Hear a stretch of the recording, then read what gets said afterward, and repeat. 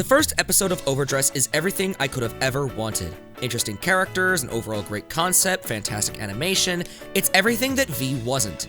It feels good to actually have an interesting anime again after 3 years of what were essentially kaichi retrains. And of course, the community has taken to it and given it the love it deserves. I mean, just look at it. Just look at these characters. Just look at these amazing frames. There's no way that anyone could possibly make an issue out of this, right? I mean, there's absolutely no way that someone can actually think that something like this is actually better than this, right? Right? Well, if you think that, then you have too much faith in humanity. Within 3 days of the episode being leaked onto YouTube, there already seemed to be a small minority of people that had mixed feelings on this episode, saying things like, But there were no card games! People were seriously looking at this and thinking that the V series was somehow better in any capacity. And of course, bad opinions about the episode weren't the only thing that we had to worry about, as there were already controversies surrounding some of the characters and some of the themes within the story. Being a mod on Vanguardians, I got to deal with this garbage firsthand, and trust me when I say that I think I had to ban 3 people and mute 2 of them. I also lost count to the amount of posts that I had to actually delete. Now, before any of you dislike this video because you think I know where I'm going with this, I implore you to at least hear me out. In this video, I'm going to be looking at the first episode of each Vanguard series individually, explaining why Overdress is the best one, and then talking about what a small minority of people have brought to this episode in terms of controversy. I say a small minority because it seems like that most people agree with me that this episode is absolutely amazing and that it's kind of everything that the community needs right now. And yes, I'm aware that by the time this video comes up, the controversy has mainly blown over and this video will just seem like I'm spurring on a controversy for views, but I made this script at the time of controversy, and I'll be damned if I spend all this time of a video and then just never release it. Also, this video is for college, so I'm gonna try not to swear in it. Everyone say hi to my professor in the comments down below. Say hi! But first, I have some very exciting news. This video is sponsored? It's not really sponsored because I asked the people if I could plug their tournament for them. Screw it, we're gonna call it a sponsorship because I want to sound like a big boy YouTuber. Kinyoubi Remote Fights is a Discord server run by Nikki Goldman and Noman Irfan, 2 very, very well-known and very well-respected players in the Vanguard community. They are holding remote fights in their Discord server, and these remote fights are for both standard and premium. This next one is going to be premium. Their last one was standard, and obviously I'm plugging it because I love the premium format, and I feel like we need more people helping this game thrive. Vision is great and all, but we really need some people to bring some competitiveness back into the game after all of these basically free tournaments. What do I mean by competitive? Well, it's paid entry, and there are cash prizes as well as possible prize cards, such as previous prize cards from former BCSs, like the Chronojet promo. It's $5 entry, first place gets 40% of the pool, second place gets 25%, and third place will get 15%. So who knows, maybe if you're good enough at the game and you don't suck at it like I do, then you can go down to the Discord link in the description, sign up, put in your entry fee, and maybe you'll come out with more money than you put in, which I'm hoping for it, and I hope that everyone in the Team Galaxy Brain community, all 5 of you, go to this Discord server and give it some support, because I really want this to succeed. I really want this game to have some good payout, and yeah, let's get right into the spite video that I have made for this occasion. One of the many issues regarding the episode was a lack of a card game in a card game anime.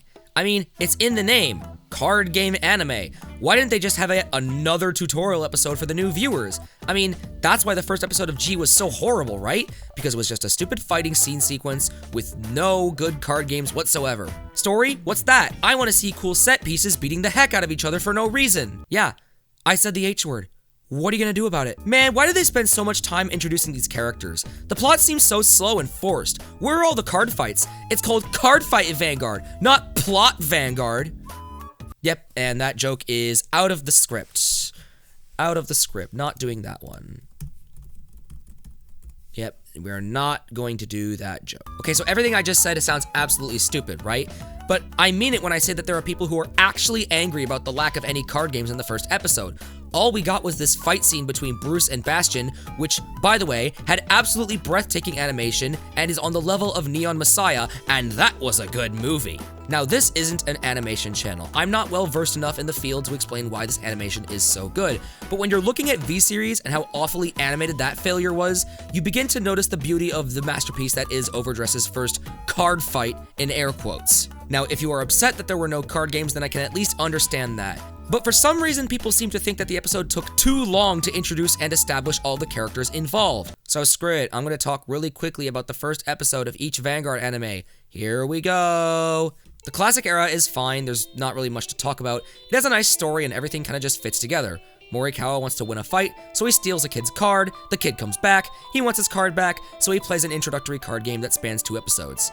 Now, you'll notice I said 2. That's right, a full card game wasn't even played in the first episode. In fact, the first episode was mostly plot and introducing the characters to the world. Now, there are of course some silly things surrounding the card game. Like, imagine if Kai just decided randomly to act like a normal person and go, oh, okay kid, here's your card back. But it's in character for him to want to fight this random kid who wants his blaster blade back. G was weird. It really didn't introduce the world, and since it was the same world as the original, I feel like that's fine. It did a good job showing us this new version of the classic world, however, and I feel like it works out for the most part. It showed us things like the gears system without really explaining it because we can kind of infer how it works. It's just basically Yu-Gi-Oh! Holograms. There wasn't really a fight in that one, but there was just a battle scene very similar to how Overdress is, with arguably less good animation and arguably more padding. But I feel like if this was the only fight that did this, I'd be okay with it. The issue with G was that for some reason they decided to continue this little trend of not showing full fights for a good chunk of the show, and that's what people are really mad about when they talk about early G. I feel as if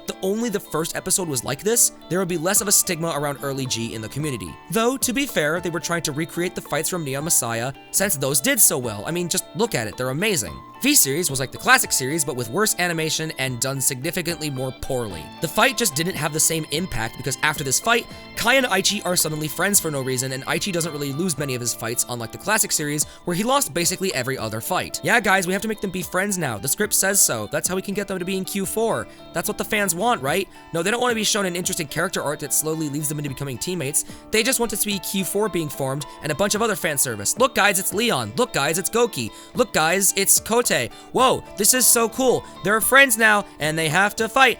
Oh man, this is so tense. Now, let's talk about Shin arc, the arc that I've seen many people say that they want the first episode of a Vanguard anime to look like. Spoiler, the first episode of Shin was awful, and I personally think that Shin is awful in general. Whatever, I'm gonna talk about the first episode of Shin for an extended period of time. Here we go, spoilers for Shin, 3, 2, 1. Shin begins with the totally not antagonist running up to the shop and then proceeding to run into Jesse from Pokemon over here. He then proceeds to dump the exposition of Eska's entire deal onto us with no subtlety. Yeah, I love having the plot explained to me like I'm 5. V-Series sure did save this game. Speaking of Eska, you only like her because she keeps putting really revealing clothing on. Stop acting like it's anything else.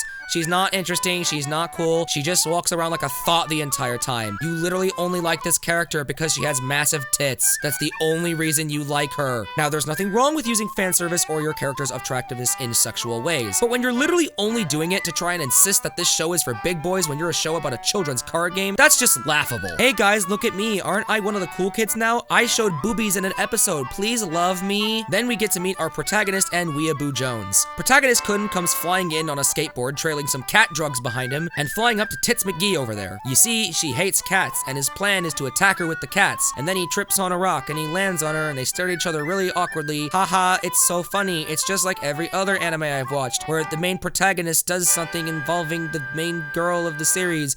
Whoa, this is so adult and so cool. It really says something when the show is literally doing what a Joss Whedon film does.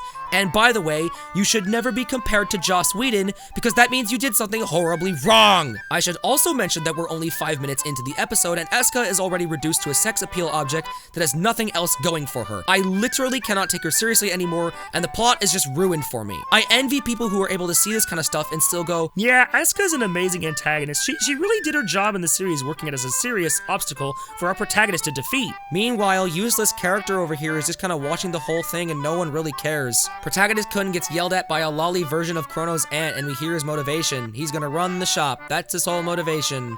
And you see pink hair girl is trying to take the shop from him. Oh, it's so stressful. Whoa, this is so cool. And we don't care about this shop if we're an average viewer. The only way you could care about this shop and the motivation of Shin is if you knew the backstory behind Misaki and the shop as a whole. Which means, like the earlier V-Series, this show is completely reliant on the original anime. So in that regard, the show already fails miserably. At least you could watch G and not know anything about the classic series and still be invested. The first season of G spent its time introducing its characters and doing so in a way that made us care about them. Because it had to! These are new characters. There isn't anything they can use to make us go, oh hey, I remember that reference! Shin literally relies on the viewer having seen the original anime and is literally reliant on that fact as a whole. You want proof? Look no further than later in the show when they bring in grown-up Shinra, Gise's adopted son, and Dio. These characters really don't have anything in common other than their fan favorites from G. I mean, maybe these two are related somehow, but this guy? Really? But I digress. Back to the plot summary. Plot is in huge air quotes, by the way. We then get to see that our protagonist was holding a cat in his pocket, and it's a miracle the thing hasn't suffocated yet. Alright, we introduced all the characters. Now let's remind everyone that Shin has a niece named Misaki, and Misaki's very hurt from the fire. Okay, now do a flashback showing his motive for wanting to help her. 10 minutes in and the viewer knows absolutely everything. Great, a totally successful first episode. Except the issue here is that all of us was told to us instead of shown to us. What makes a piece of entertainment, such as a TV show or a movie, so interesting and stimulating is when the viewer can piece things together for themselves. People are smarter than the average writer thinks they are and can use context clues as well as written dialogue to figure out what the story is. A good example of this is the first episode of Code Geass. With the exception of the opening exposition dump, which wasn't really even that long, we are shown the Japanese resistance and the insane intelligence of Lelouch in the form of the opening chess scene. Rather than telling us that Lelouch is a brainiac genius by having his friends say it in class when he walks in a room, they show us by having him perform a move in chess where you'd think it's a foolish move, but we see him win anyway. The only way that someone would be able to pull that off is if they were incredibly smart and very talented at strategy. Another good example from that show is when Lelouch first uses Geass. The show doesn't actually tell us the power of Geass is that of mind control, and we are instead shown it in action. And since we're not that dumb, we're able to infer that that's how the power works. We don't know the details, but it's enough to keep us hooked. Here in Shin, we're just expected to take in all this information and learn it that way, through the dialogue, which really isn't even that good. The dialogue sounds like it was written for a show. And yes, I know that sounds stupid, but what I mean is that your dialogue should be realistic as possible, because then your viewer can believe they are watching a story in another world, unfolding on their screen, rather than just watching a movie or a show. It's all about immersion. The dialogue of Shinamon is literally just explaining the motivations of the characters without any sense of subtlety. I can't believe that this is a real story because I'm too distracted by how they're essentially telling me the story instead of letting it pan out. Imagine if I sat down in a restaurant and the waiter started telling me their life story randomly. That's not a normal thing that people do! Oh yeah, there's a plot happening. So Jesse from Pokemon goes up to Weeaboo Jones and we are to assume that the two of them talked. Then useless Shota Man says he wants to be the student of Shin and they become friends. That's right, remember in G when the cast becoming friends actually happened at a pace that would allow the show to explore their relationships? No, now it just happens in literally 2 minutes. They're friends now, deal with it. Hooray, now we get to the card game between Weeaboo Jones and Protagonist Kun, and we find out that Mark only fought him because Eska said his grades would suffer if he kept locking himself up inside the shop. Yep, that's it. The introductory card game has almost no bearing on the plot whatsoever. You could legitimately remove this fight and the story would actually be better. I feel like the episode would have had time to better introduce everything if it just took its time and didn't use any of that time to play a pointless card game. And you might say I'm being harsh on this episode. Well, that's where I'd tell you that I've analyzed the first episode of Overdress the same way that I analyzed the first episode of Shin. It shows and doesn't tell, it has good pacing, and the dialogue is believable. The fight at the end didn't take up too much time, but it's just enough for it to be impactful. It literally does everything that Shin doesn't, and that's why it works. After all I just pointed out involving just the first episode of Shin, really? This is better than this? Now, that was just the Vanguard stuff. Fun fact, Buddy Fight also didn't have a card game in the first episode. And the idea that Overdress is slow, boring, and lacking a card game is just silly to say. First of all, let's summarize the series of events in the episode here. I tore Shin apart, so it's only fair that I do the same to Overdress. Let's start by taking a look at the opening scene of this episode and dissecting it in detail. It opens a little something like this. 本当美味しい。ただの目玉焼きなのにね。やっぱりゆうゆは目玉焼き作りの天才。特別に分けてしんぜよ。僕はあんたね、醤油とかソースとかナンセンス。やっぱりケチャップよ。濃厚な黄身、ケチャップの甘みと酸味。何よ。 Now, let me ask you, what did you think of this? Did this scene really seem that useless to you? Well, it's a bit more interesting than you think, so let's take a deeper look at it. First of all, the eggs detail really seems like an insignificant plot point that could be used to feed the viewer exposition, right? Well, this scene does something very simple, and it's to show that Yuyu is a good cook and that he prefers soy sauce. Why are these details important? Well, we can infer from these details that his sisters, or his mom, have him make the food in the household.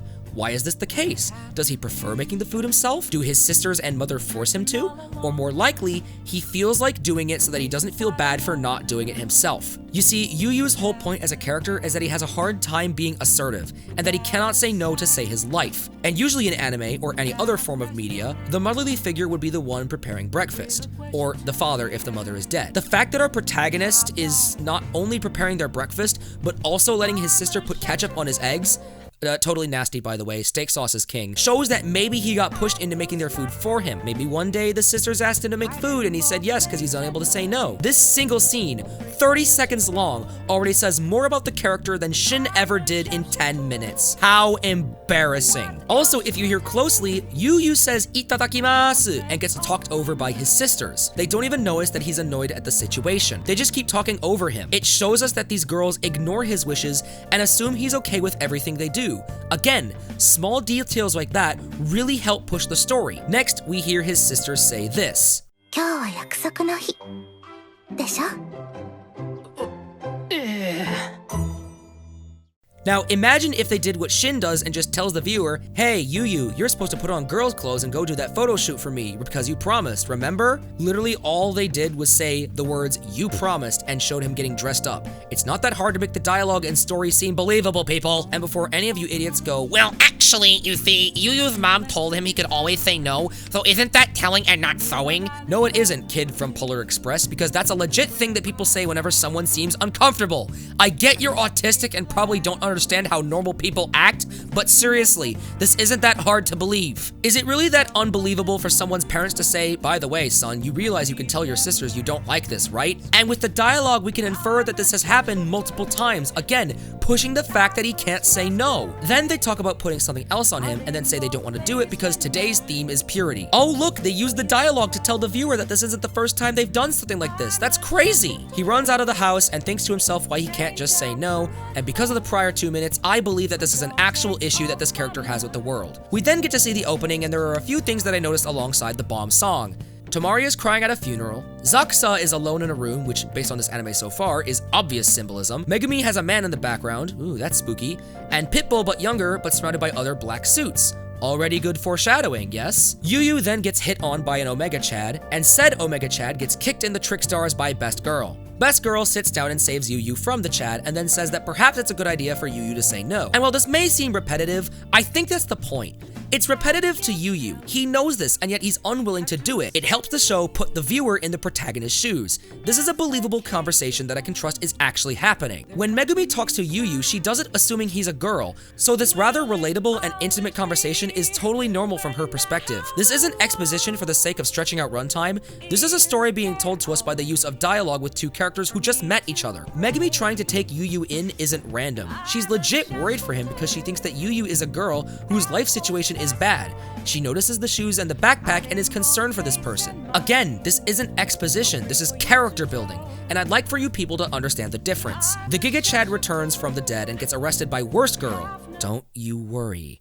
She's getting her own video section. And we get a really stupid ass shot for some reason, and then the two girls run away. Megumi starts being a little more intimate with Yuyu, and it's honestly believable from what I can tell. Her best friend is a guy, so we learn that she only hangs out with guys. It makes sense that she'd be more interested in having female friends. We then see Tomari talking on the phone to Yuyu's family, learning that he's missing and that they're looking for him. This is a lot better than if they showed us his family saying things like, but he's never out this late. By them calling the police at such an early hour, we can assume that they have a hawk's eye on the kid. Then Omega Chad comes back for the third and final time. And people complain that he got too much screen time, but I think it's genius personally. The rule of thirds is a rule of comedy, and that's why I think that him appearing 3 times is completely okay. If he appeared twice, my brain would think that something is off. We then get introduced to Danji f***ing Momoya, the best character in the entire show. He saved the girls from getting hit in the head by a bottle because he's absolutely perfect and challenges Chad-kun to a battle of strength. Zakusa shakes the soda bottle and throws it at Danji. Danji, and from this tiny interaction, we can learn that Zakusa is a bit of a trickster,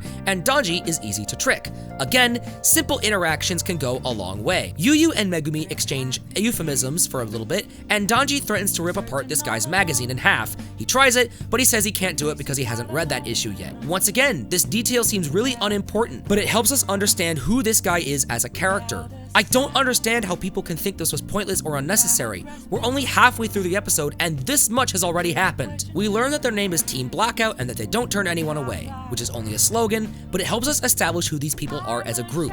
We now get to see the card game being set up and we also meet Toya. We learn who he is from Tomari's announcing. We can infer that these guys run an underground ring and then hold matches between Danji and someone else who challenges him simply based on the announcements that Tomari is giving on the sidelines. And the fight is amazing too. They're not explaining any of the cards or effects, yet we can infer what's happening based on our knowledge of the game.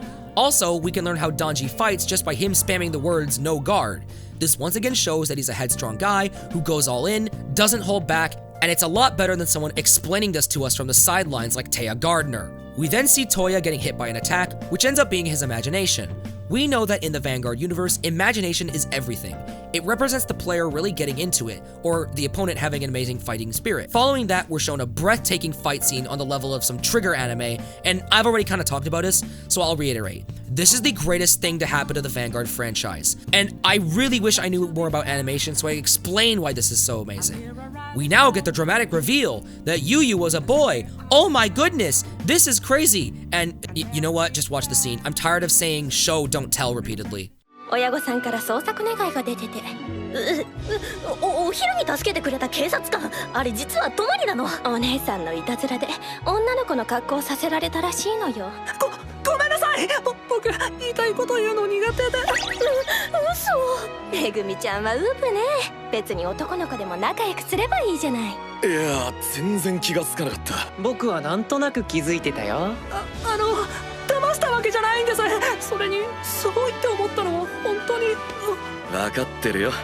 まだ若いってのに家出たやるじゃねえか。肝の据わった大した男だぜ。あら、幅広い趣味なのね。茶化すなよ。ダンジさん、次の試合なんですけど。おお、今行くぜ。挑戦、もう申し込みありますよ。強そうなやつだけだぞ。さあ、ゆうゆくん、お家に帰りましょう。待ってください。僕またここに来てもいいですか？俺たちは暇な時いつもここにいる。気が向いたらいつでも来な。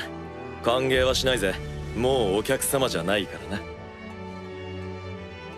あら、嬉しそうにしちゃって。ゆうゆちゃん可愛いから。いや、そういうのやめろ、とまり。何赤くなってるの？赤くなってない。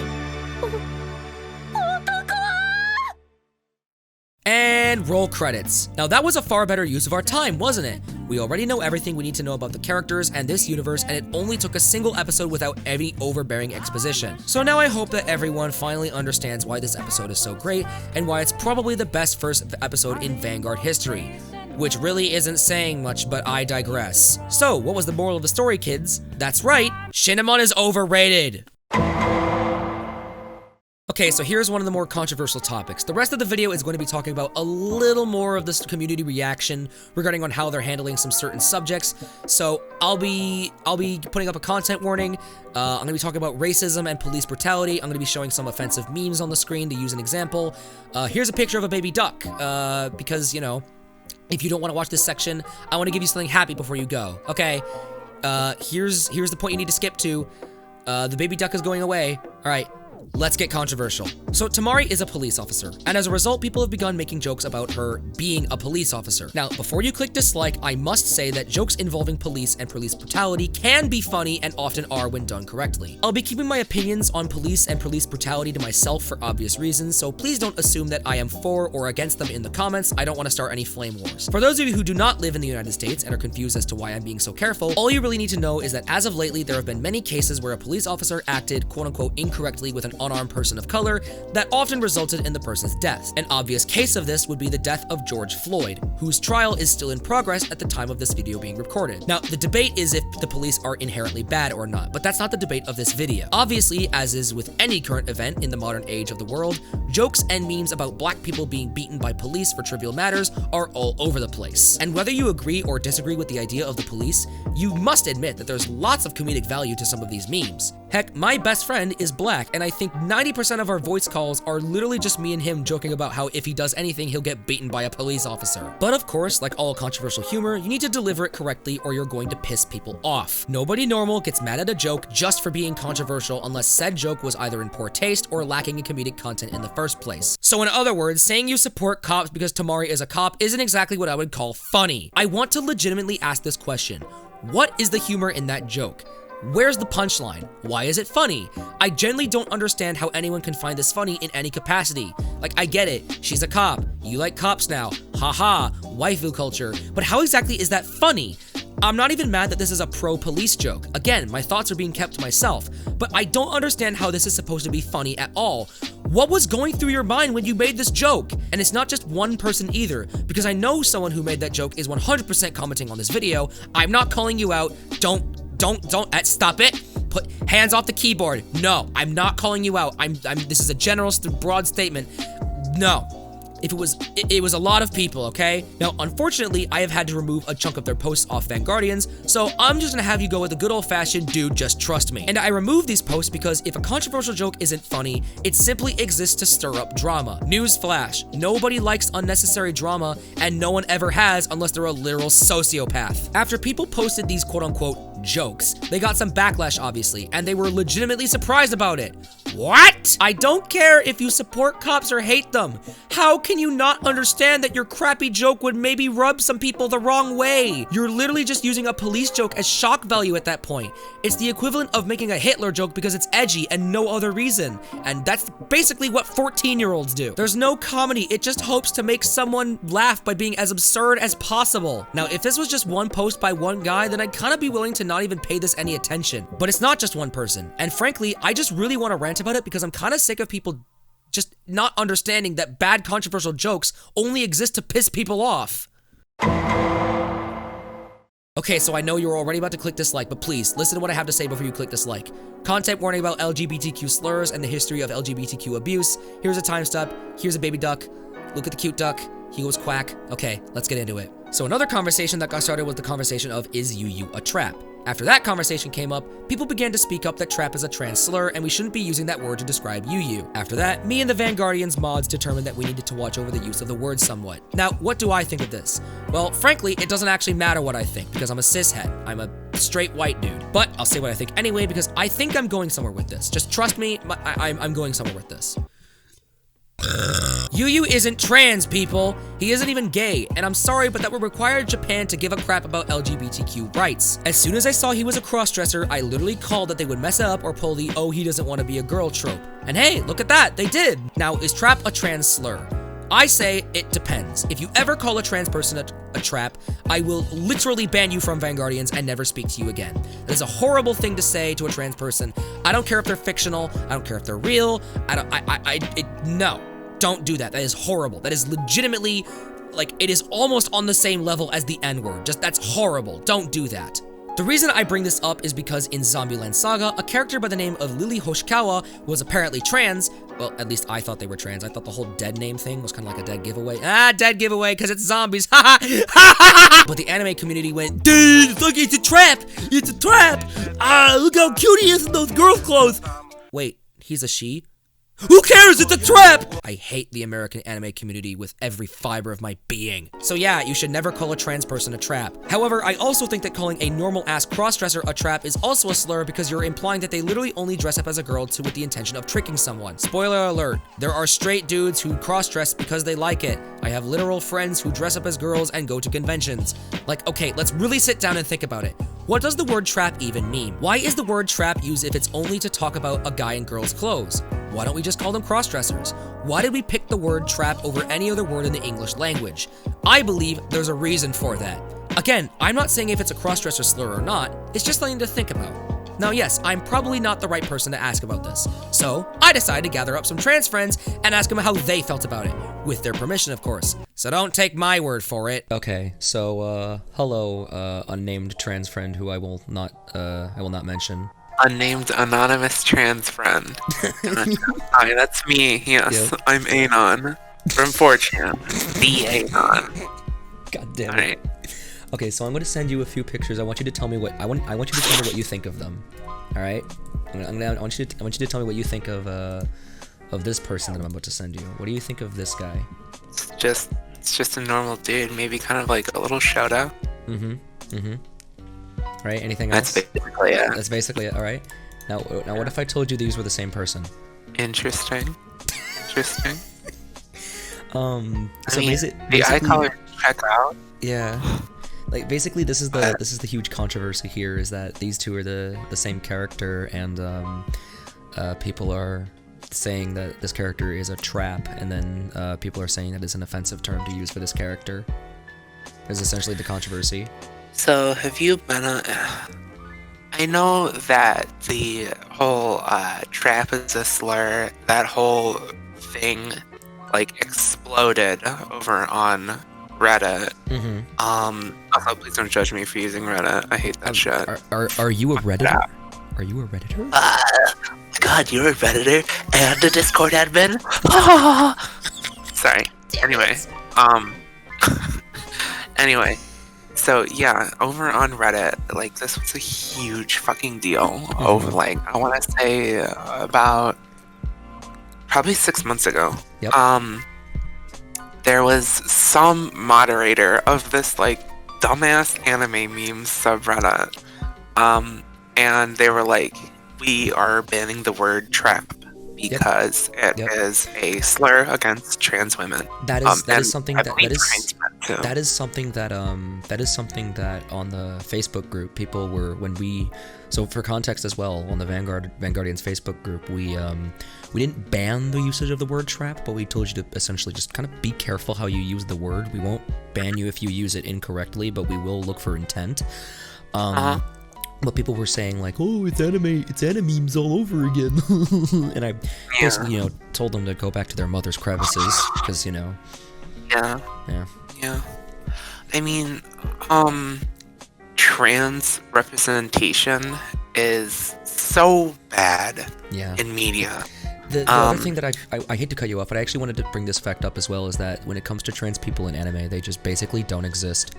Because like Japan just I'm gonna be Japan hates gay people. Japan hate, like, they fetishize yaoi, they fetishize yuri, like they don't actually care about trans LGBTQ rights.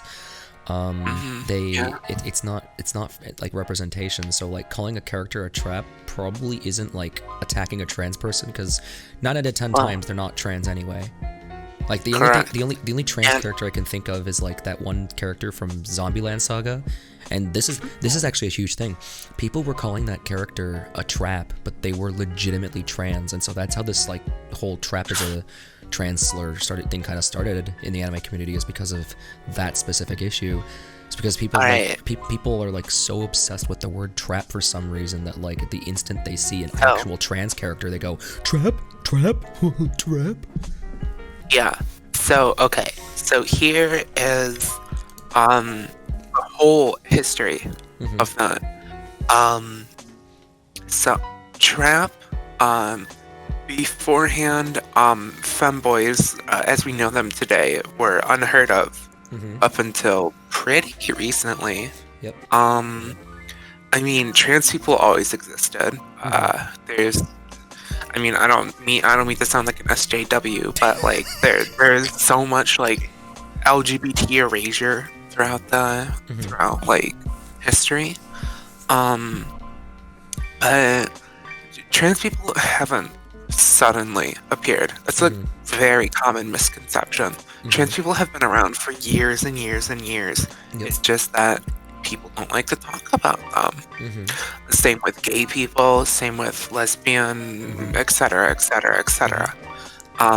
So trap was originally only intended for trans women. It is a slur. Okay. I mean, you could probably guess where it originates from. because a trap is meant to say, like, hey, this person is trying to lure in men and trap them. Excuse me, and trap them into having sex with a man. You know. Yep. Delving more into that, I'm just gonna give that surface level explanation and be done with it, because I could get into that and that's a whole nother can of worms, but that's for another day and completely off topic. Yes. So now that we know the context of what trap means, and like I said before, it was only applied to trans women. Yep. Trans men are and always were much less common than trans women. Okay. One day, this random 4chan user, like the degenerates they are, they saw like a picture of a Stolfo or something, and they're like, yes, this is a trap. You know, they came up with that term where they were like, yes, you know, let's use this slur to, you know, designate this group of people. Now, which are now known more likely, or which are now more so known as like femboys. Okay. So yeah, like the 4chan people put that. Yeah, the 4chan people put that name, and it had just stuck. You know, it had stuck for so long. Yep. And honestly, oh yeah, that's what I wanted to say, because 4chan have this, like, the people who go to 4chan because like they think there are these like edgy bad boys of the internet, you know, like they think that they're just the bee's knees, some shit like that. Yep. So they were like, why don't we use an edgy slur to refer to these people, you know, to these genre of fetishistic characters. Okay. Yeah, that is basically, that is the general history of the term. Well, I was gonna put in a history section in my video narrated by me, but fuck that, you did my job for me. I'm just gonna play this interview. I'm just gonna play this interview, and you're gonna explain it. There we go. Thanks, bro. You helped me out there. See, you're welcome. Okay, so I'm gonna ask a few more questions. These might get a little controversial. I'm gonna state like an opposite stance, and I want to ask your opinions on it. And if it's too uncomfortable for you to answer, you're free to tell me. Yep. Okay. You're free to tell me. I won't get offended. Yep. So the basic argument for why trap is not, well, first of all, let me ask you on this. Do you think calling an anime character like a Stolfo, or that one character from Haganai Next, I think the anime is called, I'll put a picture on the screen, do you think calling these characters traps is offensive to trans people? And then follow-up question, do you think it's offensive in general? Okay. Alright. So, as with most everything, yep. It all depends on the context. Okay. So if I were to make a joke, if I were to, for example, say, oh hey, you really like this anime, it has a trap in it, what would you say to that? I'd be like, well, I mean, I don't know. I feel like I've gotten desensitized to the word trap. So trap for me, when it's used against, I don't know if that's the right like verb, whatever. When it's used against femboys, I think that is a better way to do it, not necessarily the right way to do it. Okay. So it's still offensive. It's just not as offensive as like calling a trans person a trap, obviously. Yeah, I would say that. You know, all right, get ready to censor. Okay. No, okay. I'll censor anything that I feel like shouldn't go in the video. No, get ready to censor, because I'm gonna say some slurs. Okay, okay, I'll beep. Oh, like you mean actual like slurs? Okay, I'll beep them out. I'll beep them out. Yeah. Okay.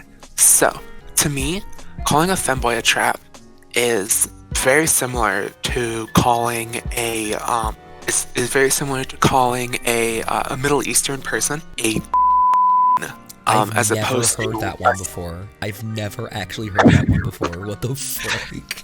So, if you don't know, is a shortening for raccoon. Yep. And it's to refer to black people, you know, they're like I get it. I get it now. Trash and all that. I get it now. Okay, I get it now. That's horrible. So, what the fuck? Yeah. So it would be very similar.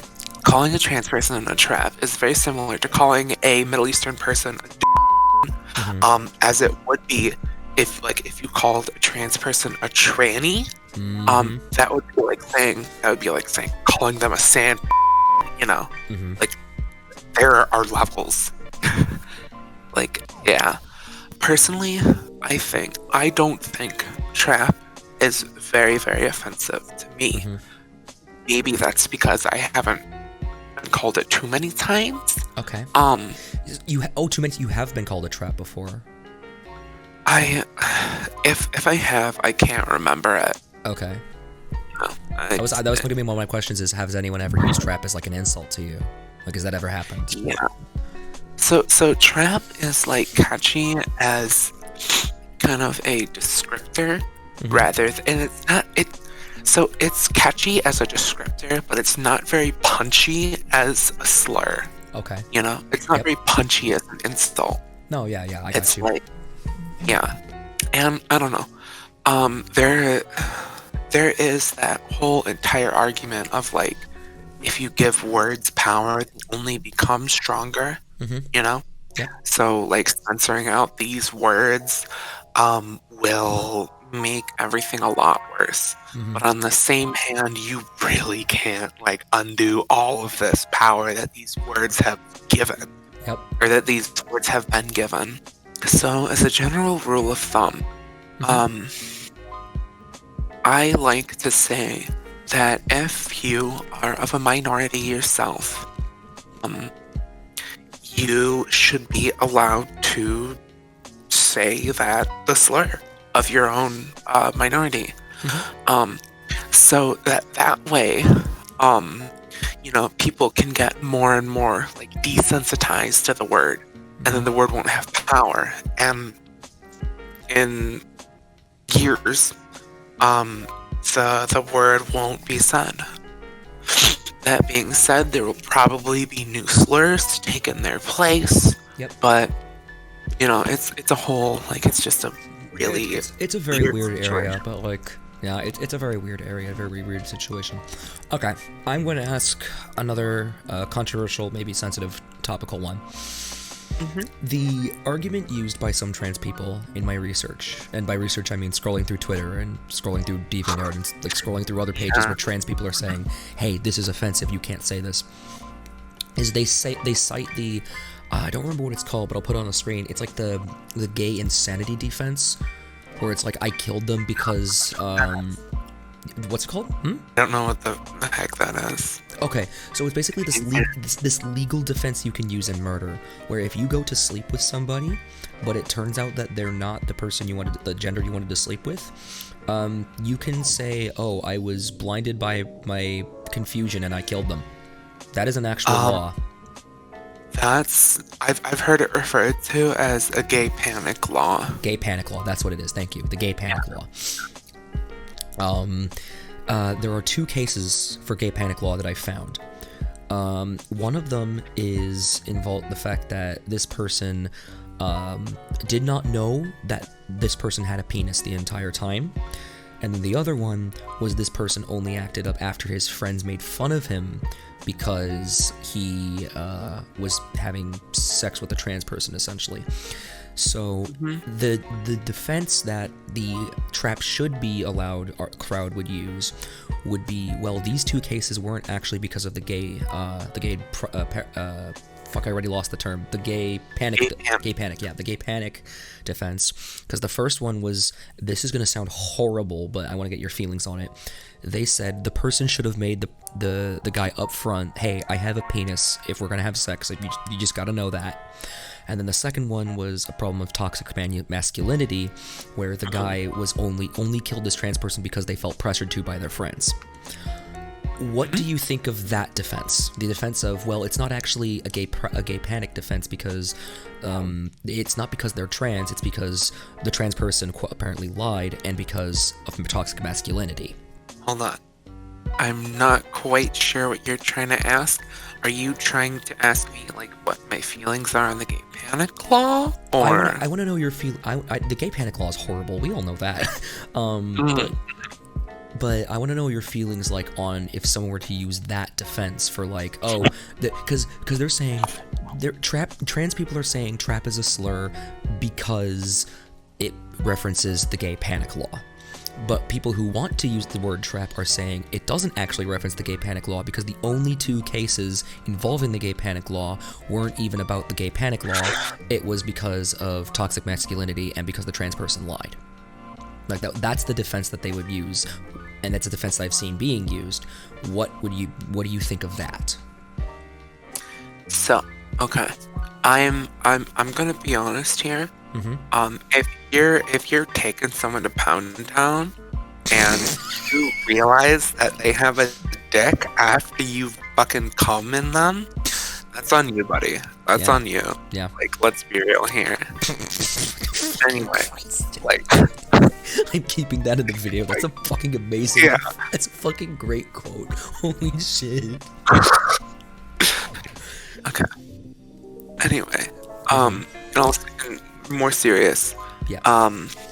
So personally, I think that transgender people, due to our limited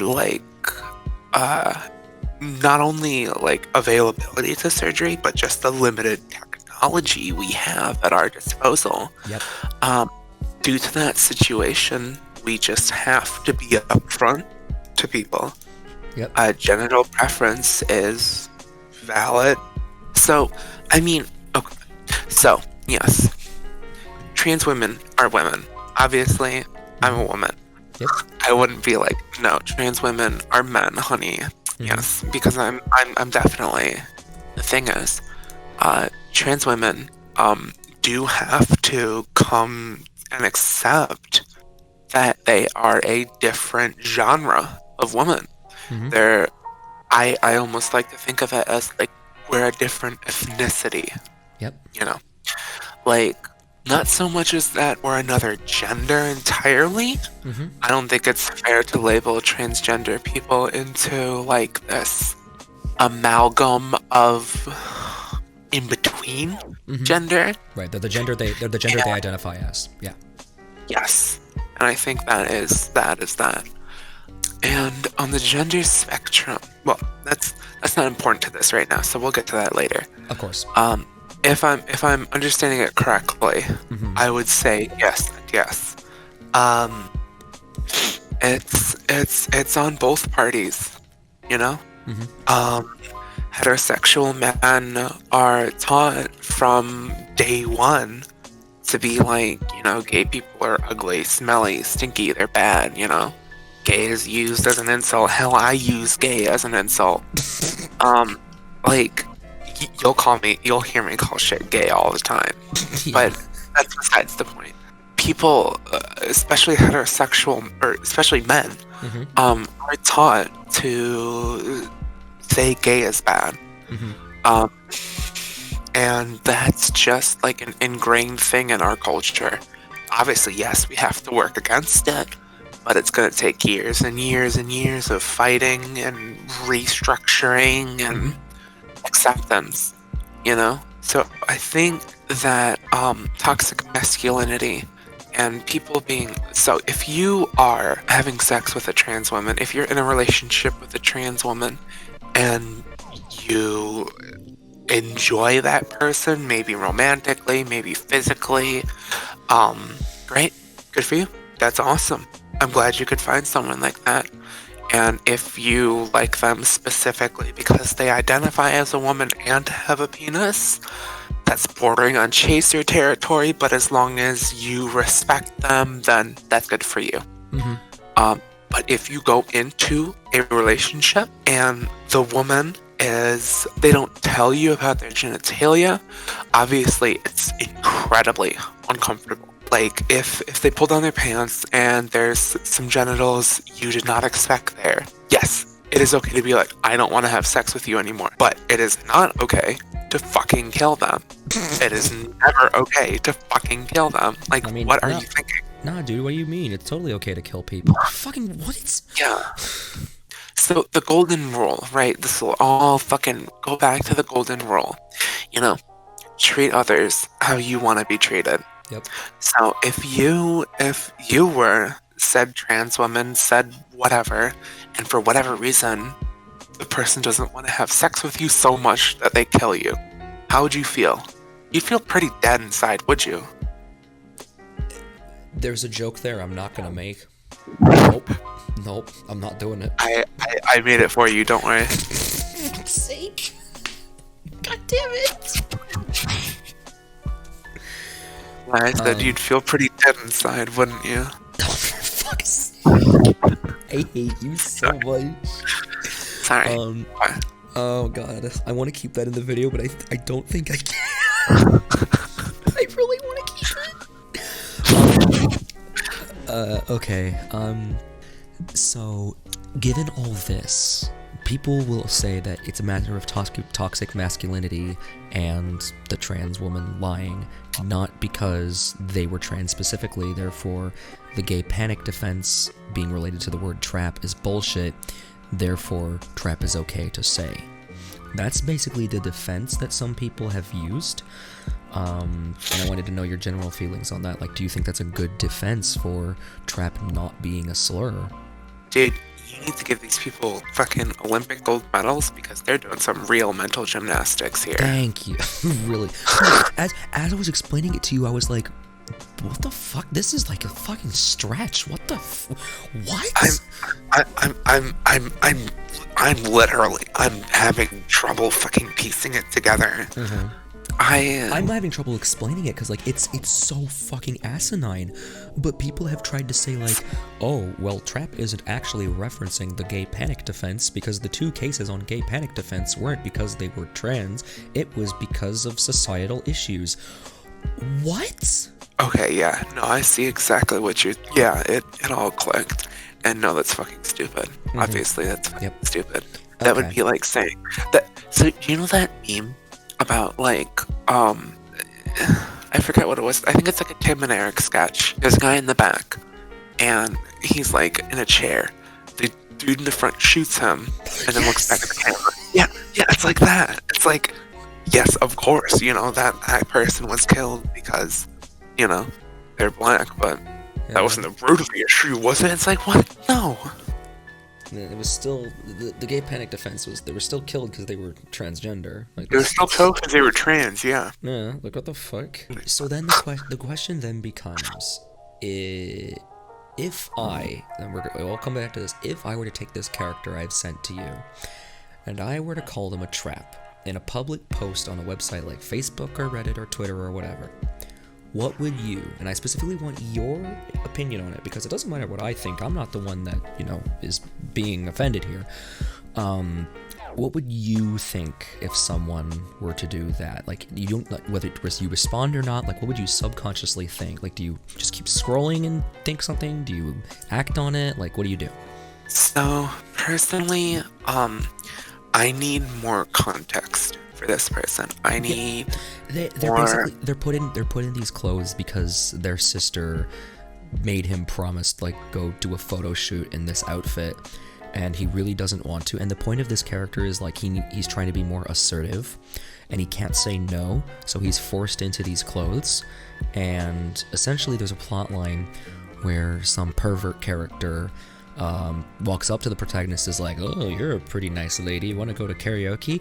And then a tomboy comes up and kicks him in the literally kicks him in the dick. Like, there is a dick shot in the first episode of this anime.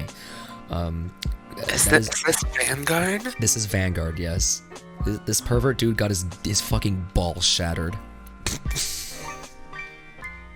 What? Yeah. Okay.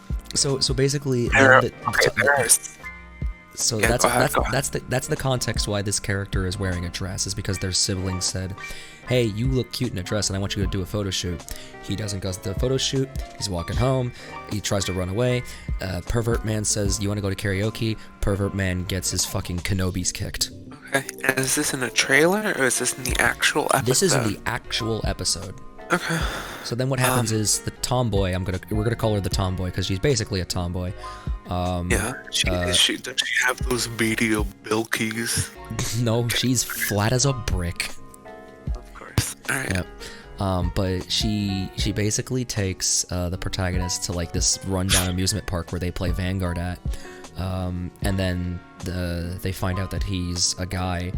And then what happens is the main rival character, or I'm assuming he's gonna be the main rival character, blushes even though he knows this person's a guy, and they mention it, and like now there's memes about them being gay, which that's fine.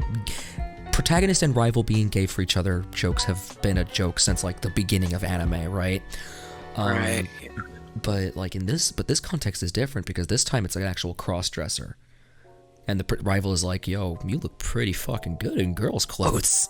Alright, I'm gonna be real here. Like, there are so many layers to this. I was gonna make an onion joke, but I'm like, no. Too late, I'm already putting a Shrek meme on the screen. Okay. There are so many fucking layers to this. Mm-hmm. So, okay. On my gut reaction, I'd say, no, that's fucked up. But thinking more about it... Calling him a trap is fucked up? Calling him a trap is fucked up. But thinking more about it, I'm like, no, that's okay. Mm-hmm. And I just thought of something now that I'm like, no, this is absolutely not. How old are they? Because if you're fetishizing a underage well, I mean, I guess that is Japan, so 14 is the age of consent. I'm gonna take a wild guess and say like 16. I'm gonna take a wild fucking guess and say 16. Like, I don't think I'm right, but... Conservatives. Anyway. I can actually look it up right now. Like, does he actually have a fucking, Dude, this is gonna be a Reddit admin moment. Oh no, he's 15. Oh, God. I was one year worse, off. but not much worse. I was 1 year Anyway, off. brushed aside because it doesn't matter for now. I would say... So, my surface level was like, yikes. Now thinking about it more, I'm like, no, that's okay. Mm-hmm. So my surface level is, I mean, so are you familiar with the term gaydar? Yup. Okay. So, I don't know, I can't speak for every trans person, you know, because I'm not part of the trans hive mind. You know, I haven't been initiated into that yet. Are you waiting for your ritual or something? Yes, yeah, it's where they cut my dick off and then connect me to the trans hive mind. Yeah, didn't I tell you that's what sexual reassignment surgery is? What the fuck? Sorry.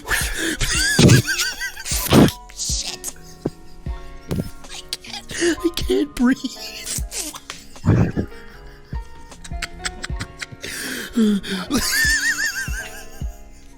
God fucking damn it. I don't care how offensive that is. That's going in the video. Oh God. I'm so ready to get canceled. Oh my God. I'm sorry. Holy shit. Okay, anyway, you were saying. Alright, sorry. I don't speak for all trans people, but personally, when I don't know, I kind of notice similarities between other people and myself, and I'm like, oh, maybe they're trans, you know, like, I mean, most of the time it just has to do with like, oh, they've constantly played a female character. That in and of itself is not a big clue, you know. Yeah. If they, well, I digress. That doesn't really matter. So, on the surface level, this person, going to cross-dress, and being okay with it.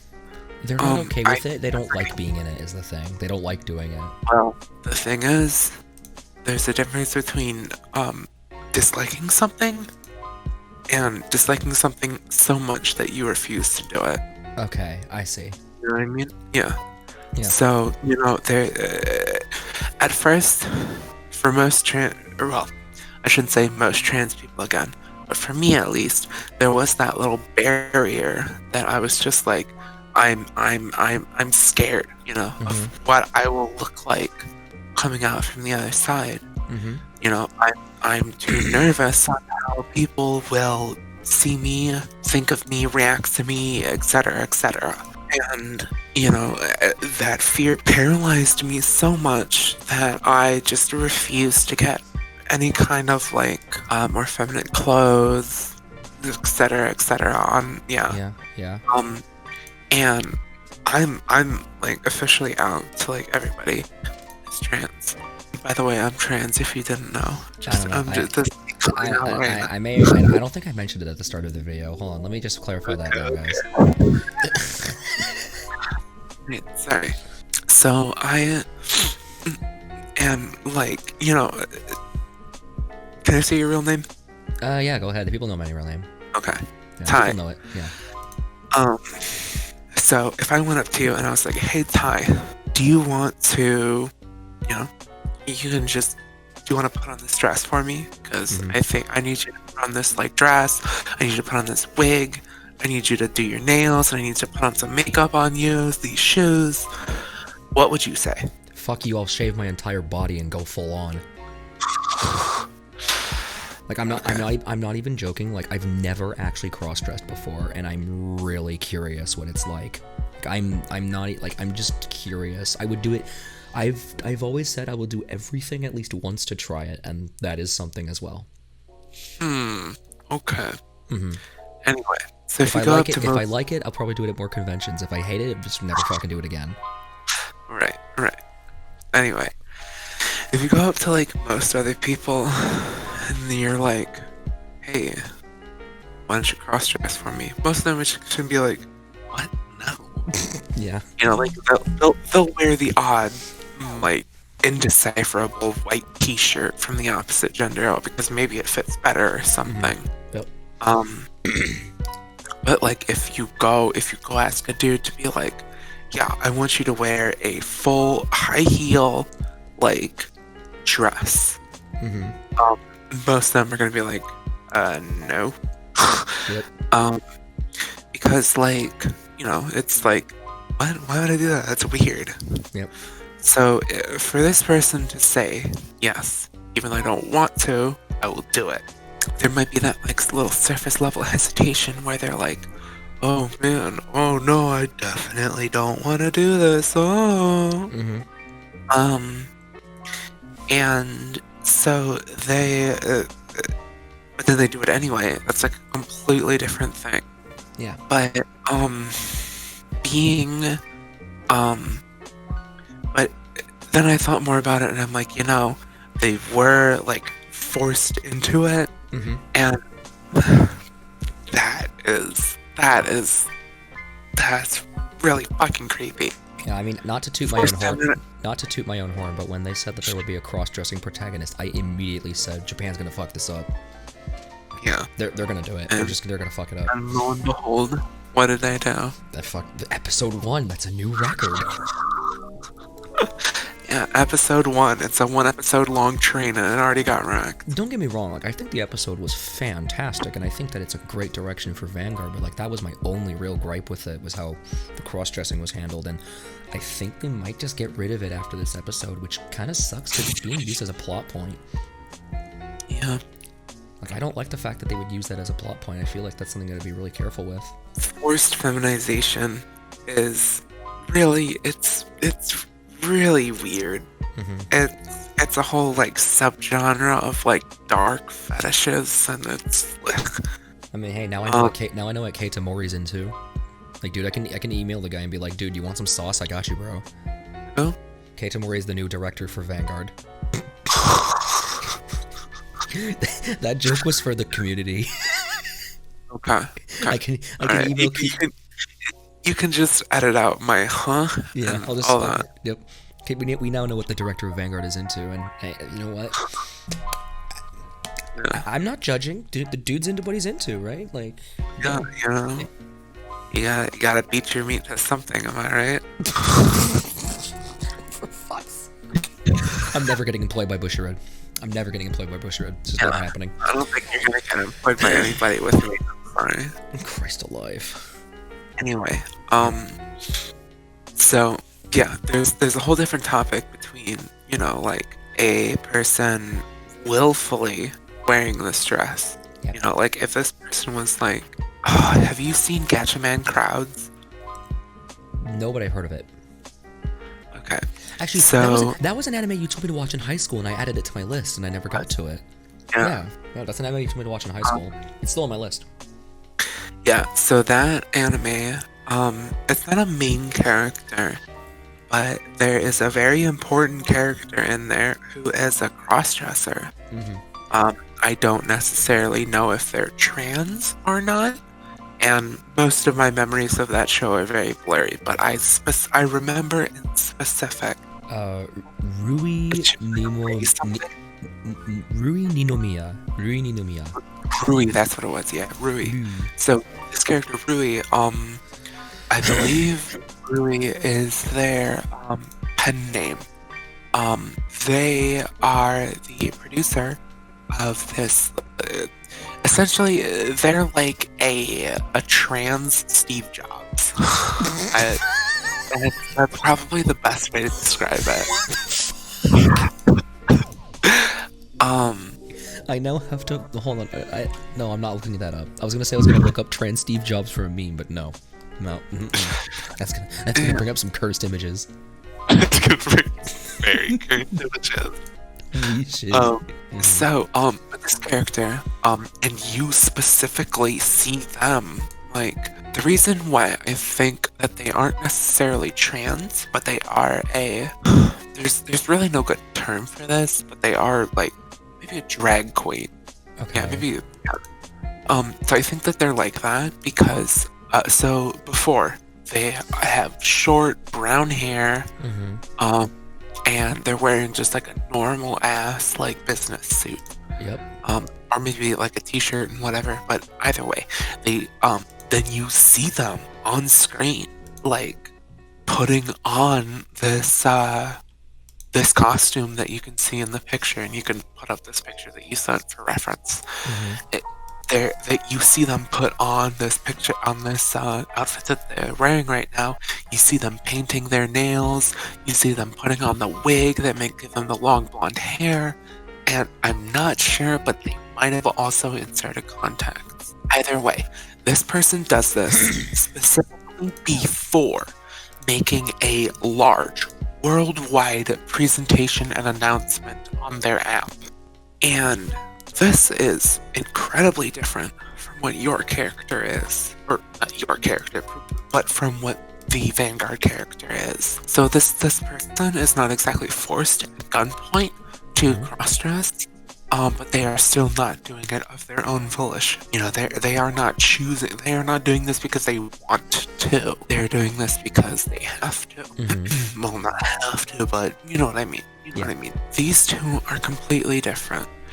And I would personally say that if you like, I think it's much more okay to call the Vanguard character a trap, and if you would call somebody like Rui a trap, I'd be like, no, ho ho ho, no. So why is that? All the arguments you've been making up to this point actually make it sound like you're against the idea of calling this Vanguard character a trap because, you know, they're being forced into it, they're not interested. So why would it be? Why would you not that it makes it okay? I shouldn't use that word, but why would you prefer that people call the Vanguard character a trap other than the Rui character here?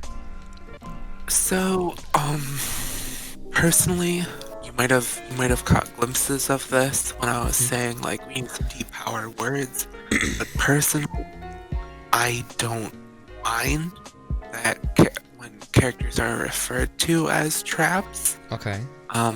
Obviously I don't like it, Okay. and obviously it should be changed. But I mean, It like, should or should not. You cut out there. Should or should not. Should be changed. Okay. It should be changed. Yep. But it just seems like people are making way too big of a deal on it when it really isn't. Okay. And I think, so the whole big overarching point that I was getting to is that, I think it is not necessarily okay to call femboys traps. I think, oh my God, I'm gonna sound like I'm gonna absolutely contradict myself here. No, Not that I'm saying that it's okay to call femboys traps, but I think it's okay to call femboys traps. So what you mean is you'd rather people not, but you're also not gonna tear your fucking hair out if people do. Yeah. Okay, that's actually no, that's completely understandable. It's like one of those things where it's like, I really don't like it, but like I don't think people are really doing it maliciously, so I'm not gonna stop them. That sort of thing. Yeah. And I mean, it would be like the same thing as calling like a real life trans woman a futanari. Like, you'd just be like, that's kind of gross. It's not hurting anybody, but that's really just kind of gross, and I'd rather you not. Yep. You know. Okay. What I mean? The basic idea is people like were whining, oh, your feelings are hurt, the SJW and that bullshit. And so, okay, hold on. I actually, let me finish off with this thought. So I personally think that trans people are sticking their nose where it does not belong. Okay. Because these traps, quote unquote, are decidedly male.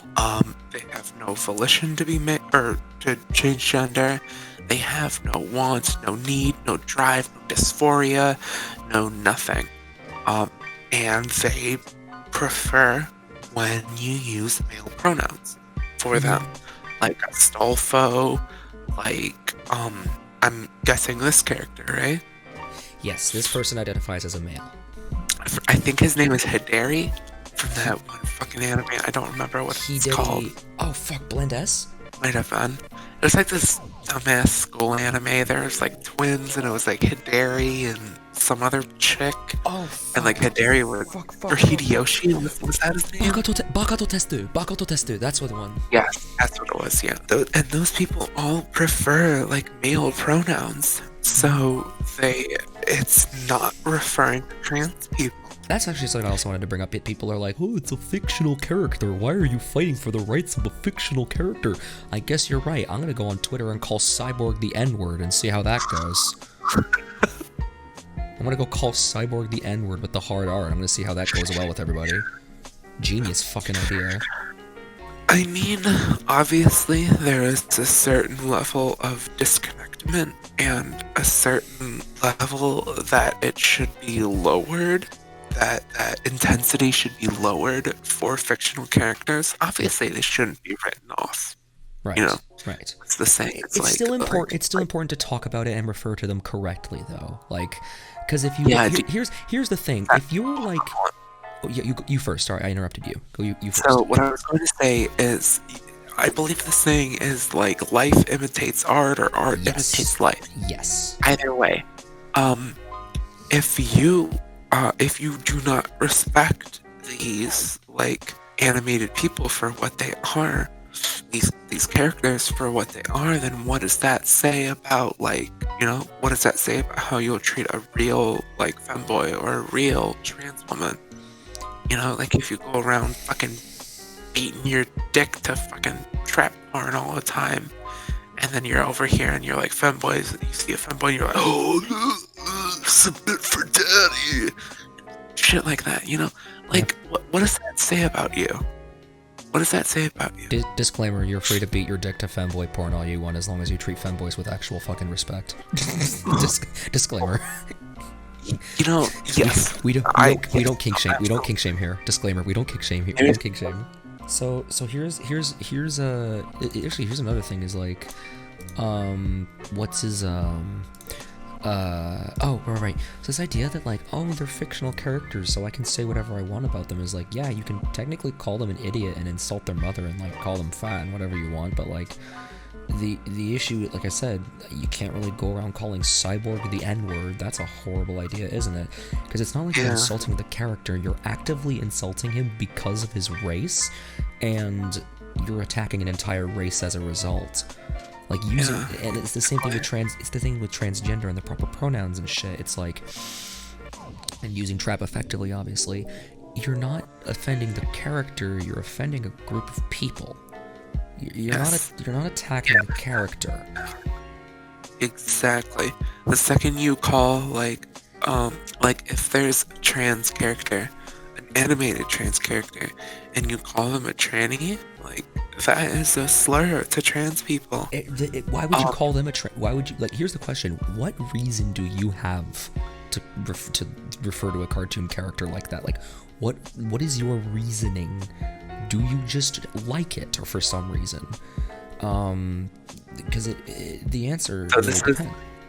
Yeah, anyway, this whole thing, like, so Felix is a no-no, right?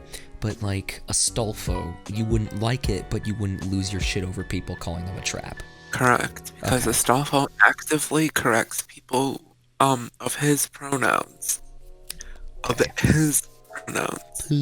So basically, and this is the point I'm going to throw in the video, just stop using the word trap and just fucking use the word femboy.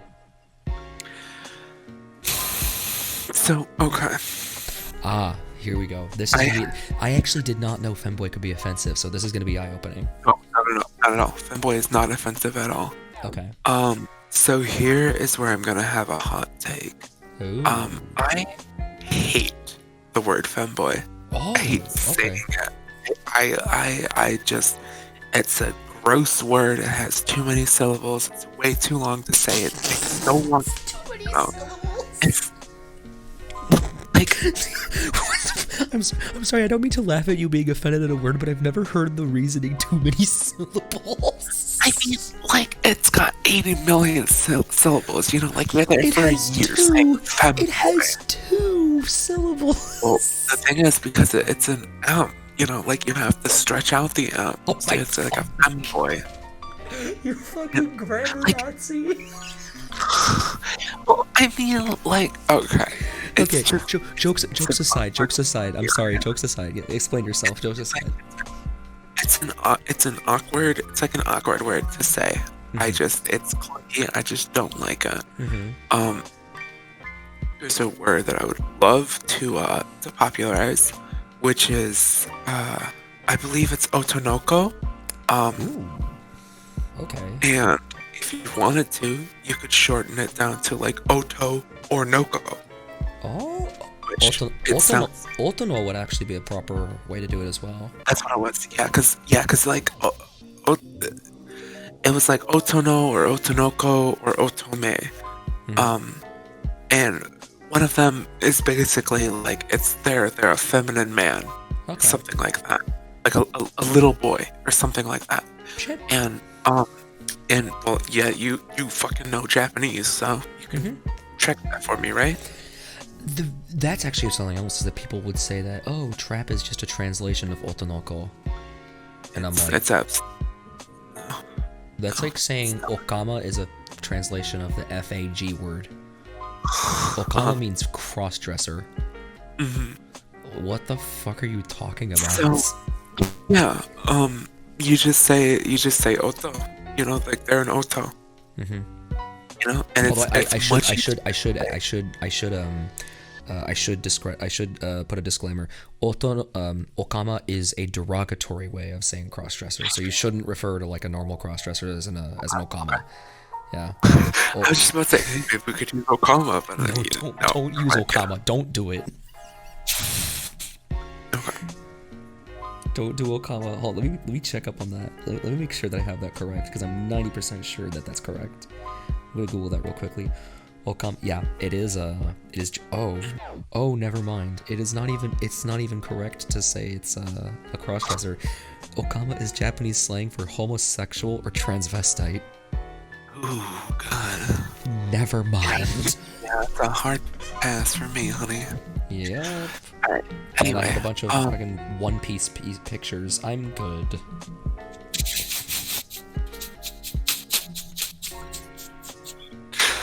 Luffy with his little, like, Nintendo rubber penis. About to give it to Sanji right there. Christ. Extendo Patronum.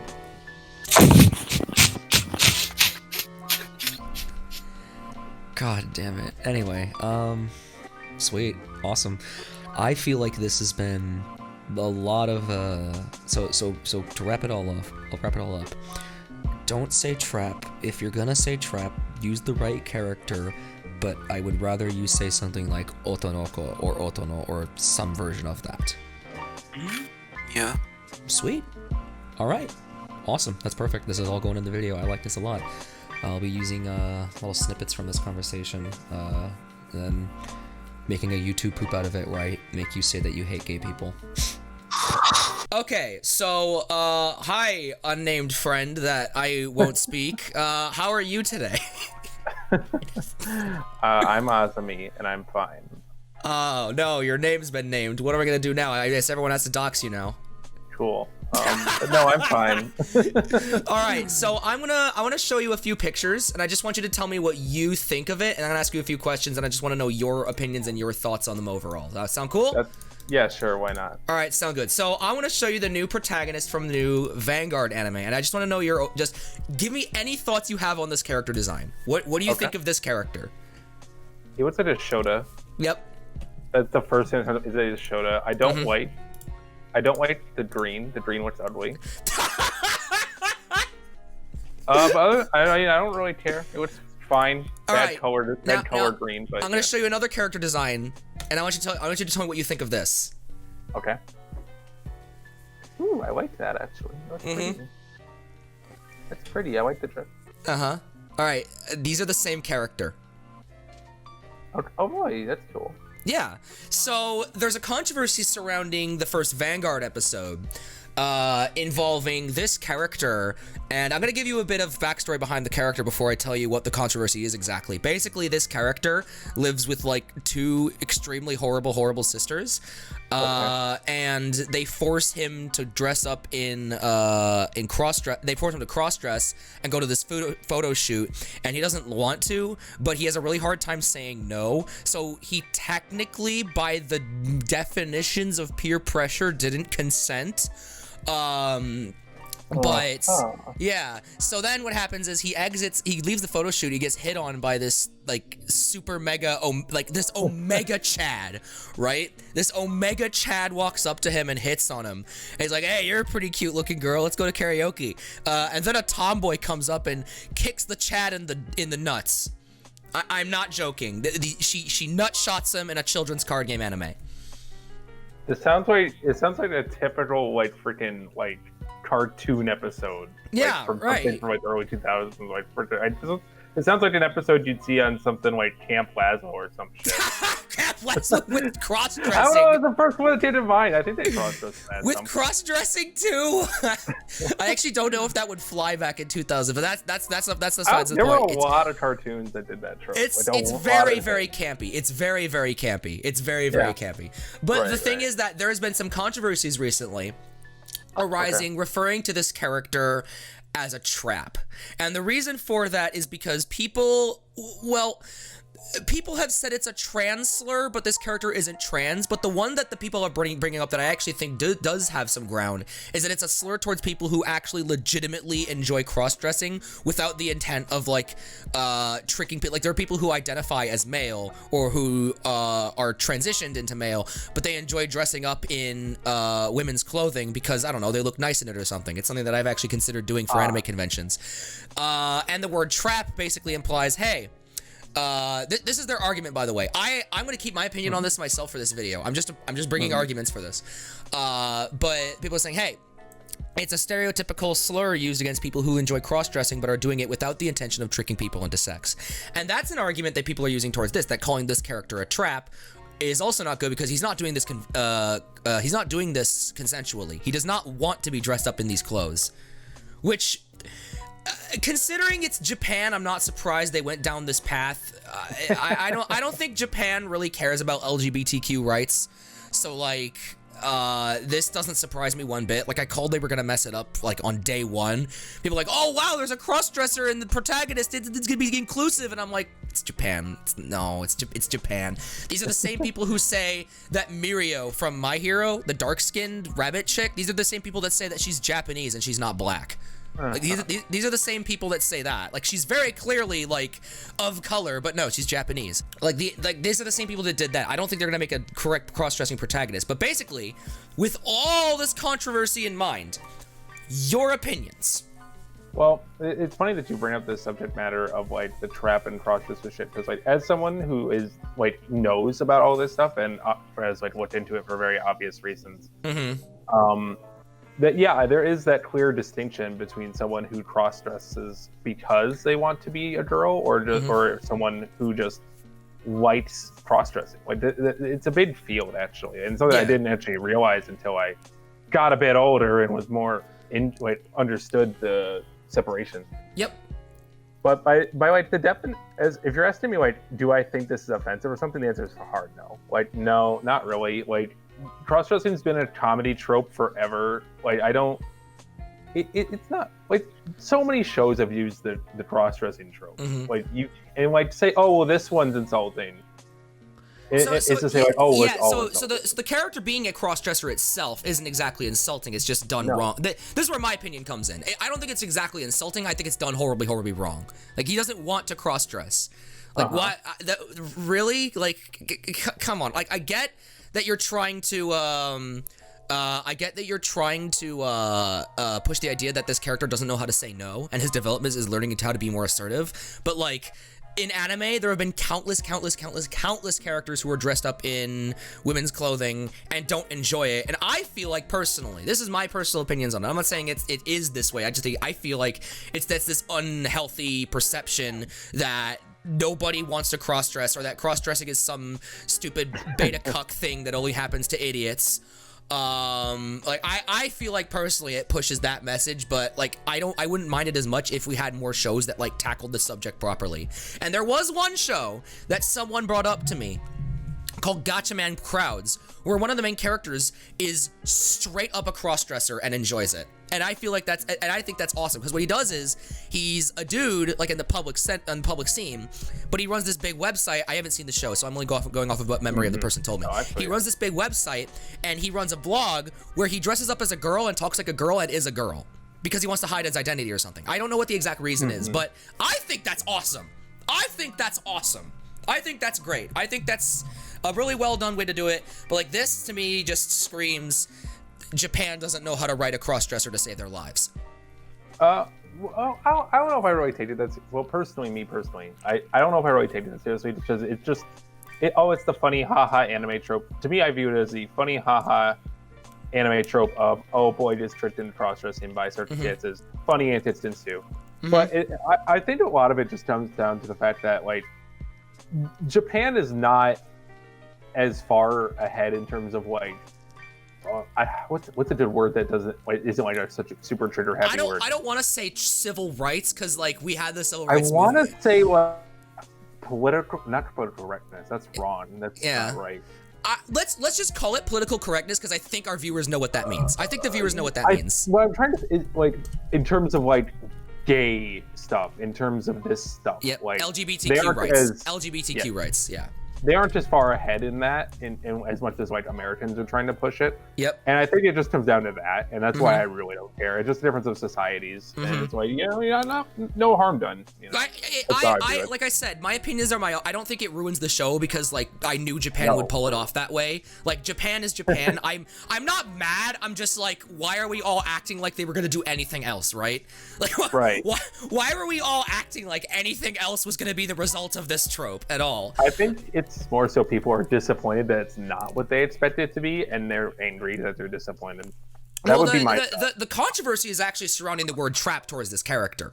That's the real controversy here. Like, yeah, there's been some talking about like, oh, this character isn't what we wanted it to be. That's a little upsetting. People have kind of gotten over that like immediately. But the real controversy was, I actually I actually don't know if I told you this. I'm a mod on like one of the big Vanguard Facebook group pages, and I've had to ban / remove so many posts of people referring to this character as a trap and doing it in like a derogatory way, because it's just asking for trouble. Like, I make it a thing to delete any post that I feel like just start unnecessary trouble.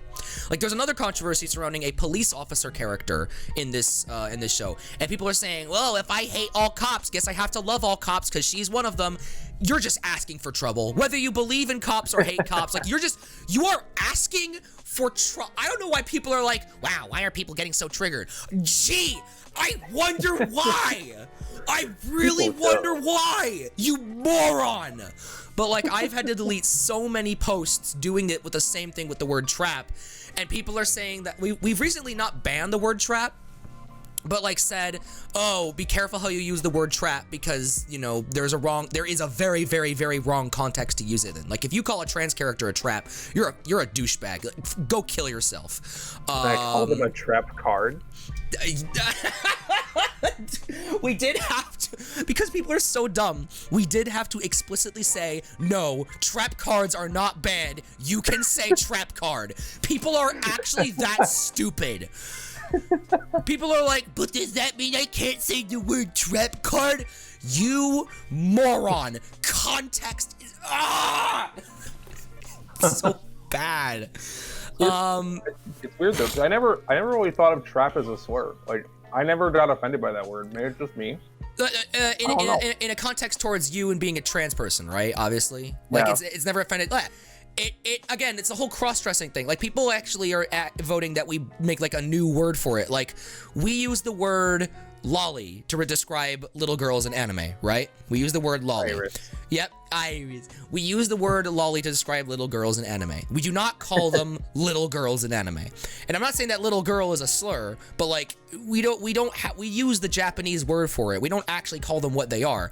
So I vote, and several people I've talked to have voted, that we start using the word otonoko or oto or noko or any combination of those syllables, because that literally is the Japanese word for effeminate dude. I feel like that's gonna be something that's very hard to catch on. It is gonna be hard to catch on. It's just gonna be like it is hard to catch on because trap's been used for so many freaking years. But like, I feel like eventually we're gonna reach the point where people are like, yeah, maybe this word is a little harmful to the vision of people who just like wearing women's clothes, and something will catch on. Maybe it's my word, maybe it's not my word. I don't know.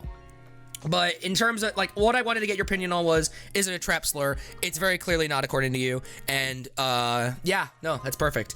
I do want to ask also the argument. Okay, here's something here's a logical, like, jump, okay? I hope you're ready to do some mental jumping jacks, because I don't even think this argument is that good. I don't even think this argument exercise. Well, I don't think this argument is that good. Basically, the arguments for why trap isn't a slur, and whether this is a good argument, whether trap is a slur or not, that doesn't matter. I'm talking about this argument in particular. This argument says that the reason why people think that trap is a slur is because of the gay panic defense, which is a law that says if you're gonna have sex with someone and it turns out they're not the gender that you expected, you can kill them and you can plead insanity. Very, very, very messed up law, right? What? Where is this a law? Is this a thing? This is apparently a thing. I was not aware of this. And I have never heard of this ever. I have never heard of this either. It's called gay panic defense. I can actually look up the exact details of the law right now. Gay panic defense. I think it is. Is it gay panic defense? Ah, yes, gay panic defense. It is a legal strategy in which a defendant claims they acted in a state of violent, temporary insanity, committing assault or murder because of quote-unquote unwanted same-sex and sexual advances. This is an actual defense in court, apparently. I have never heard. I watch so many law documentaries. How have I never heard of it? It's something that's not very well talked about, because as far as I can tell, there are only two cases where this was brought up as a thing. As far as I can tell, there might be more. I was only made aware of two cases. The two cases that people bring up for this argument. So people say that people who are against the word trap are saying it is basically it's referencing the gay panic defense, which is an extremely messed up defense in a court of law that says, hey, if you get trapped, quote unquote, into having sex with a trans person, you can kill them. Or you can attack them, or you can like bash their face in, or whatever you do. You can do it because you were panicked. Now, the two cases people bring up are one where so there's a guy and a trans person. Trans person looks like a girl, acts like a girl, says they are a girl, and then they're about to have sex, and then it turns out, oh no, there's a cock there. Oh no, I have to kill her. And then, yeah, obviously that person did not end up alive. And then the other one is where a guy is having sex with a trans person, but his friends make fun of him for it, so he kills the trans person. So what people say is these two cases in law are not actually involving gay panic defense, and these people weren't attacked because they're trans. These people were attacked because the first one was attacked because they lied, and apparently they say that, oh, they shouldn't have lied about their sex, which I agree to an extent, but that doesn't excuse murdering them. Yeah, that's a little, What? That's a little yikes. I understand saying, yeah, please be up front. Hey, there's a dick between my legs. Or is that okay with you? Be up front with that. I'm all for this. But killing them? What? That's a hashtag yikers. And then the other one was like, oh, that one wasn't because they were trans either. That one was because they got tricked either. That one was because of toxic masculinity laughing at the guy. Again, to the point of murder? Toxic masculinity is a thing, yeah, and I admit that, like, it's this huge issue in society where, like, manliness or masculinity is, like, severely pushed on people or frowned upon. But, like, really? Really? That's the argument for why trap isn't a slur. I think that's a very poor counter argument. Whether you think it is or not, like, that's mental jumping jacks are being done here. Do you think that that's a good argument for why trap isn't a slur? Because the two instances involving the gay panic defense are not actually involving the person being trans, even though they are, and instead it has different, deeper issues to do with society. I don't even see how the hell that correlates to trap being offensive. Exactly. This sound like completely different problems, my dude. Exactly. Like, I'm not even.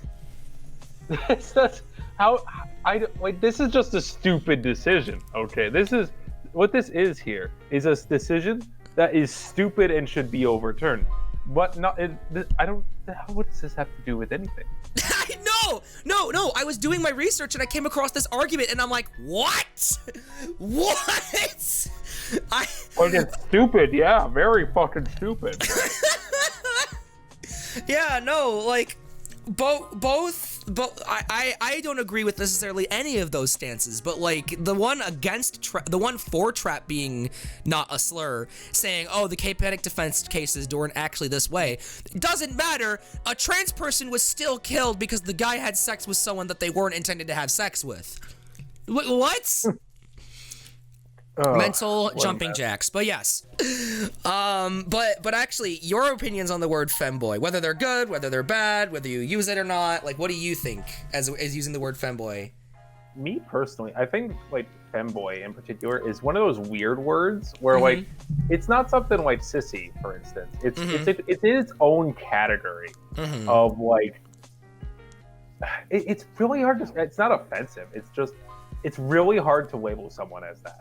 Because it's so specifically, it's not quite to the point where you're a full-on cross-dresser. I do a femboy, and it's more of like a boy who has very feminine attributes in their body shape, like wider hips or a slender frame or something you stereotypically find as feminine. Yep. That's what I label a femboy, not even like necessarily a cross-dresser. Okay. So it's kind of like weird. Like, I don't use it personally. I wouldn't say I am a femboy. That doesn't seem right. I'd say I am trans or one of those words, you know? Awesome. Perfect. I will be cutting up this footage and shoving it in the video, and with like 3 other interviews. I love you. Awesome. Play Soccer Wars. Play Soccer Wars, everybody. Soccer Wars, best franchise? Best franchise, yes. It has a really cute purple-haired Chinese inventor girl with thick thighs. You should play it. You should play it, guys. This won't make it into the video, but no, it is making it in the video. It is making it into the video. No, you think I'm not putting this in the video? It's going in the video. I plugged my favorite game franchise. So yeah, take that as you will. However, I will wrap this up with this point as well. Going back to the Tomari thing, what is even the comedic value in calling Yuyu a trap? Like, is there any comedic value in the first place? Why even say it at all? I'm pretty sure that Yuyu isn't a trap because we as a viewer actually know what they look like. Unlike Astolfo, where we could legitimately be confused on their gender. Yuyu is straight up a dude in a wig. We know this from day one. So no, I don't even think it's accurate to call Yuyu a trap in the first place. Now, how to deal with this controversy? Well, it's rather simple. Just don't use the word trap, you monkeys. Whether you agree with it or not, how hard is it to just not say a word that pisses people off? I have a friend who will literally punch me in the face if I make a joke about his mother. So I just don't. I don't make yo mama jokes around him. I don't make mum gay jokes around him. I just don't, because I care about my friend and I don't want to hurt his feelings, or I don't want to offend him, or whatever the reason is. It's not that hard. I don't tell him to deal with it or stop being a pussy. I just don't tell the bloody jokes. It's really not that hard. Are you really this upset about not being able to say a word? Really? So yeah, we can all agree to collectively just stop making unfunny, controversial jokes about this show in particular and just enjoy how amazing it looks. Like, it's a good show, and I don't want this show to be related to trap jokes and ACAB memes. I want this show to be related to excellent animation, well-crafted storytelling, and interesting characters with a side of children's card games. And hopefully, with the more comedic first half of the video, you can see why this episode is a lot more than just wasted time and pointless dialogue, because it's neither of those things. This is the new generation of Vanguard people. Let's try and treat it with some respect. Anyway, this video took a freaking eternity to edit, and I'm starting to get tired, so I'll see you guys in that eventual banlist video. I plan on having it soon. Bye-bye! Well, that was one hell of a video, now wasn't it? Well, yeah, again, we're gonna do one of these things where I stay until the end and I talk to you, the viewer, about the process behind a lot of these videos. This one was a lot of fun to make, I gotta say. I really do like talking about writing, and I feel like, you know, the execution of the episodes in Vanguard are very important to me, because the anime is what got me into the game, and the fact that we've been dealing with 3 years of essentially the most effortless, brain-dead writing I've ever seen in my life. I really felt a need to point that out and say that Overdress is a return to form. It's definitely on the level of G, if not better. But yeah, and also regarding the controversies, again, those are extremely late, but I wanted to do something because, you know, I am a Vanguardians mod, and I'm kind of tired of seeing this garbage all over the place. We had to turn off replies in the announcement because people kept asking stupid questions like, is the word trap card banned? Like, obviously, no, it's not. You know, they're trying to be smartasses. But yeah, plans for the future. So, this was my second Overdress video. I am working on a third. My overall thoughts on the game, you know, it's a follow-up to my first video where I, you know, predicted what we'd get and why everything is a good change. I follow up on that. Spoilers, my opinions on the Overtrigger have not changed one bit. But my opinions on Persona Ride have completely changed, 100%. I am all on board for Persona Rides now that I've seen how they've been executed. Like I said, my opinion is allowed to change, and it has changed for the better in this case. I'm very happy to say that the gameplay is absolutely amazing. And again, you'll hear all the details in the video, but there are some things like magic numbers making a comeback. And overall, yeah, it's just good stuff. It's really, really, really, really, really nice to have a playable Vanguard format again.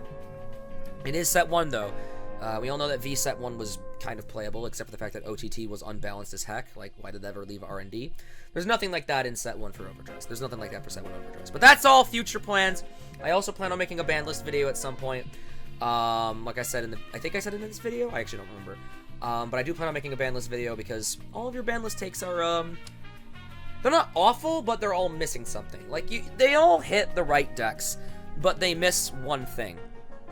Something a lot of people don't realize is that Riviere will become the best deck if you get rid of Fenrir, Valkyrian, Blade Master, Dark Irregulars, Vanilla Engine. Like, you get rid of those 5 things, and suddenly Riviere is just the best deck with no contest. So yeah, I will be planning on making a ban list video. I'm not sure what order I want to do it in, the Overdress video first or the ban list video first, so leave a comment down below. Tell me which video you'd prefer to see first. Also, be sure to like, subscribe, all that fun jazz. That is a headphone falling out. Donate on Patreon if you want to help out. I'm still in a bit of a financial crisis, not crisis, like I'm not desperate for money, but if you want to see these videos more often and so I can take time off from my job, then do donate it down below. I do delivery, so I can take the day off whenever I want to make videos, so it just depends. But yeah, even if you don't donate, watching the video is all I need. You guys are commenting, you guys are liking, you guys are subscribing, you guys are really, really enjoying this content, and I'm really glad to. I've gotten some comments I'll be showing on the screen from bigger YouTubers that I'm very, very, very, very, very, very happy to have. These are people I look up to, people I've been watching since I started the game, and the fact that they watch my content and they enjoyed it really, really, really is a driving force for me to go on. Just you guys commenting is enough to for me to keep this dying channel alive. But that's all. Next time I'll see you guys in a video of, like I said, I haven't decided which, but they're both in progress, so tell me down below which one to see first. And yeah, I love you guys to death. Give me hugs. I love you. And I'll see you guys next time.